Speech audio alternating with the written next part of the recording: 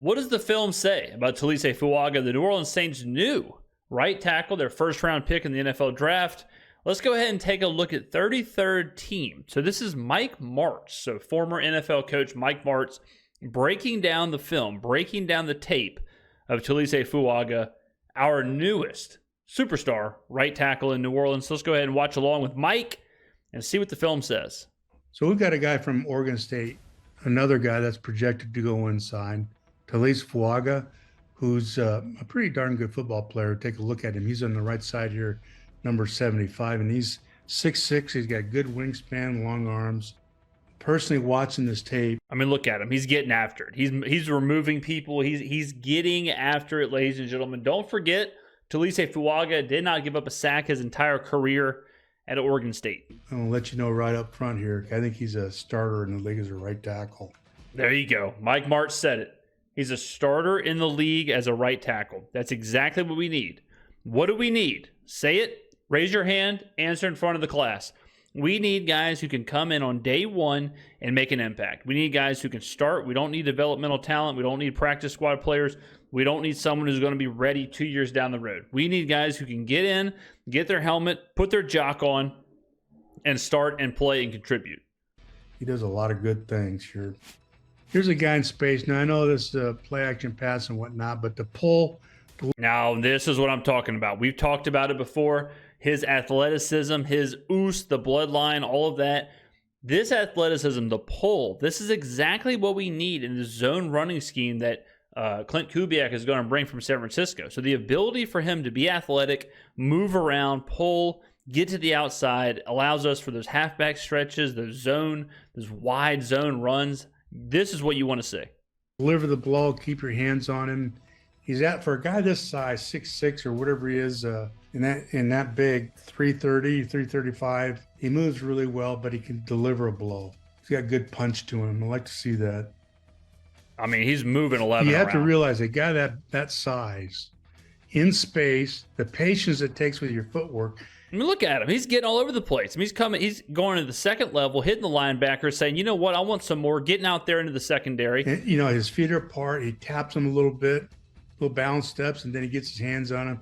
To sustain on a much smaller guy like that is very difficult for a big man to do. Yeah, you got to have some quick feet. You got to have some finesse to you. You got to be a bit of a ballerina to stay on a guy who's smaller, quicker, faster than you. And he does this exceptionally well, which tells you the kind of athleticism a guy this height and weight has. When you run any kind of search or stretch play here, he's at the right Now, this is what I'm talking about, Michael. We talked about the stretch. We talked about the zone. We talked about moving around. We're going to see it in action right here. Tackle 75. He's going to step, and his guy that disappears inside. He doesn't chase him. He doesn't get turned sideways. This is understanding, okay? So what Mike is saying is number 11, and it's behind my head right now, but number 11 goes inside. So Fuaga doesn't chase him. Fuaga doesn't turn around. Fuaga finds the next read, which I'm guessing is 8. Puts his hand on, passes him off, and then he's very, very slow to come up to get the second level guy. He doesn't get turned, which is huge. He stays square on him, and then he's able to deliver. Puts him in the dirt. Watch this. And just knocks him out. Boom, get some. See you later. Enjoy yourself. And this is why people can see him going inside, because for a big man to do this, keep his right shoulder out of it. He's on the right side now, right tackle. He take him on with your left shoulder, start the double team, keep that right shoulder out of it. So there is some versatility. So people are saying he might be able to play guard, whatever. To me, he's our right tackle. So this is good, the versatility and all of that, because we do potentially, if Ramczyk can play, then we probably do need him to move in at guard. But I'm guessing you take this pick with the foresight that Ryan Ramczyk's not going to be able to play, but there is some versatility. Out of there, and then snap up to the second level. The backer shows quickly, which he did. It takes an athlete to do that now. That's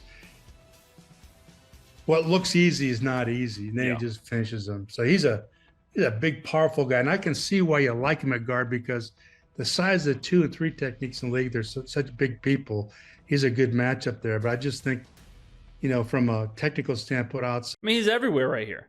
Chips on 99, gets 5, ends up over here on the sideline. As a right tackle. Look at that. Boom, see ya. How about you come with me? Puts 5 in his pocket, brings him to the sideline. So let's take a look at Taliese here in pass protection. pass this game off. His set's going to be impeccable on his left leg. Then right there, he gets caught on that left foot and is able to pivot and pick up the game coming around. The big deal here is the amount that he can put on the inside move here. He just throws him down inside. He's caught on that left leg. He's still square. He completely eliminates the inside move. And then can recover back on the twist here. You know, guys that can get on a one leg like that.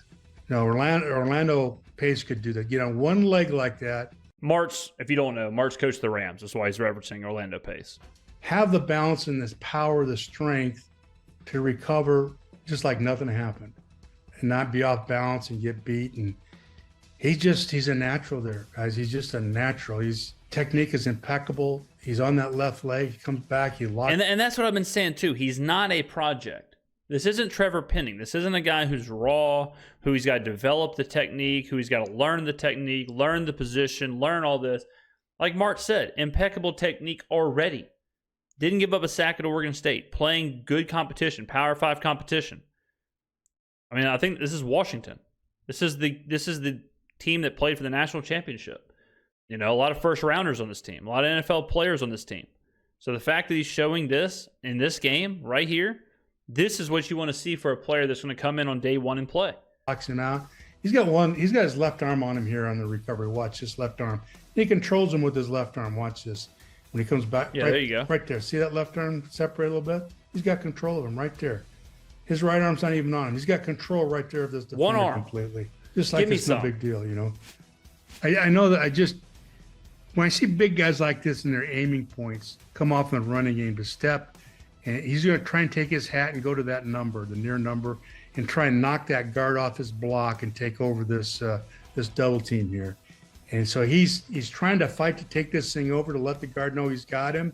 And then as soon as the guy in the second level shows, the guard can come off. Textbook. That's how you do it, just like that.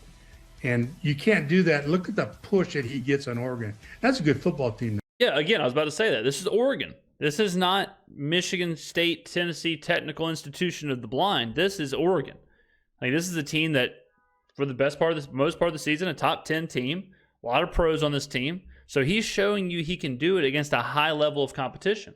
And that's why I hate taking prospects or developmental prospects, because you're taking guys who they haven't shown they can do it against high competition, and you're expecting them to do it against an NFL competition. If a guy can do it at this level, the bridge to the NFL is not that far. No. They knocked this kid off the ball at least 5 yards before they come off. This is see you later. Pretty exceptional. His technique in the passing game is it reminds me of Jackie Slater. Watch his left leg, all the weight on the left leg.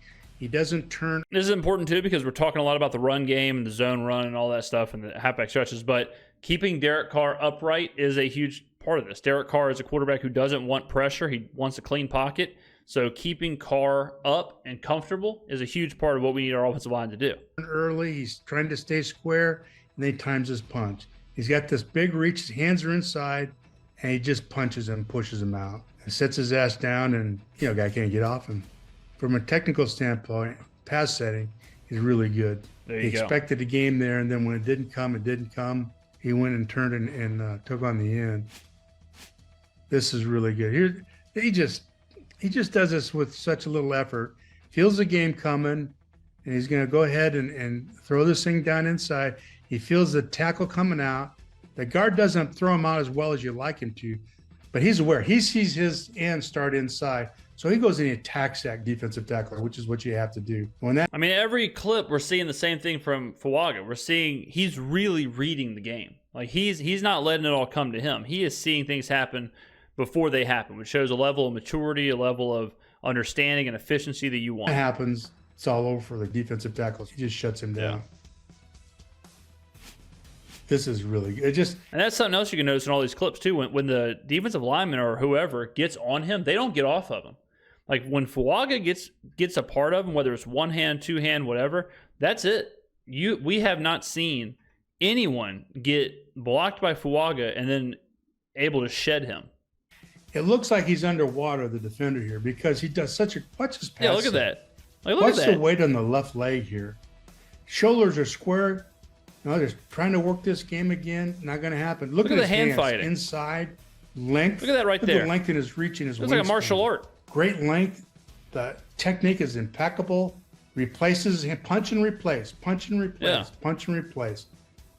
Got this great reach. The defender's frustrated. He can't get off him. That's what I'm saying. You can't shed him. It's a quick throw off of action. So you want to do all your work on or near the line of scrimmage. You're going to sit out on him and we say mount him up right away. You want to go mount this guy up right away. Same thing. He gets on him. Same thing right there. The edge is trying to get off Fuaga. He's trying to shed him. He cannot. Fuaga takes him 5 yards back. He's with him the whole way. He's not way out over his feet. A good base. He's got good punch. Once he gets on this guy, this defensive end here, he can't get up the line of scrimmage. Yep. He engulfs him. Look at his reach here. He's just playing with him. And reach is something that I've heard Fuaga. A lot of people are saying you would like him to have longer arms. Whatever. At a certain level, that stuff doesn't matter. At a certain point, it's just all about production. It's all about, I don't care about hand size and arm length and whatever else. It's like what you can do on the field. His hands just stays on him. All in all, the thing Taliese is so exciting is it's so hard to find really good pass blockers at tackle in the NFL. Yeah. Who physically can do it, from a technical aspect can do it. Again, this is an SEC team. It's the Florida Gators. And he's got both of them. He is a right tackle. He's a beautiful right tackle. He reminds me of Jackie Slater in his technique, how he punches, his strength, his pop, his awareness. I think it would be a sin for him to do nothing but play right tackle. Moving him inside is a waste. You can't find guys like this that have this kind of length, this kind of brawn, this kind of technique, athleticism, and size, understanding of the position to play right tackle. That's what I've been saying. Like, I keep hearing people, and we've reacted to a couple videos where people say, oh, yeah, he can play left guard. What are you watching? What are you watching? You're wasting his talent. I can't stand that. I can't stand when you have a great wide receiver and people say, oh, well, maybe he can play some running back, or you have a great running back. And it's like, oh, maybe he can be a fullback. Like, let them play the position they are good at. Taliese Fuaga is a perfect right tackle. He's a fantastic right tackle. Let's not overthink this. Let's not make it cute. Let's not try and make him learn left guard and then play 2 games at tackle and 3 games at guard or whatever else. Don't look at me like that, Mike. Let's let him play right tackle. Let's let him be a 10-year all-pro NFL vet type level player at right tackle. I'm with Mike Martz 100%. I hate when the first thing people say is, oh, maybe he can play guard. How about we let him excel at one position? They're hard to come by. Agreed. He's going to be a good starter for a long time in the league. Thanks, Mike. Good stuff. There you go. Great video.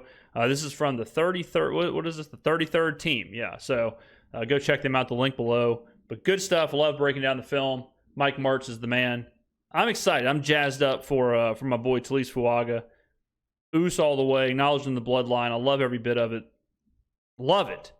Let me know in the comments below what you thought about all these clips.